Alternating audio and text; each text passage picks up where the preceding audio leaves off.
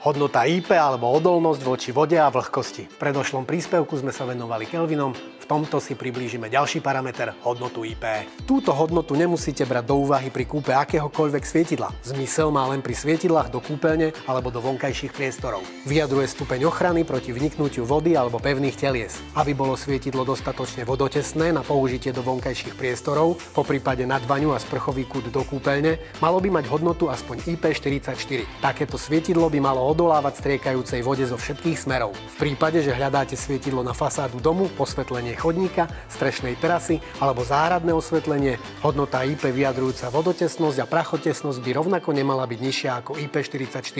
Akýmkoľvek vyšším číslom ochrany IP už žiadnu chybu neurobíte. Ak by ste potrebovali detálnejšie vysvetliť pojmy zo sveta svetla a naplánovať osvetlenie vášho domu či záhrady, navštívte nás v našom showroome Kaska na Ivanskej ceste v Bratislave. Tešíme sa na vás. Kaska svietidlá, vitajte vo svete svetla.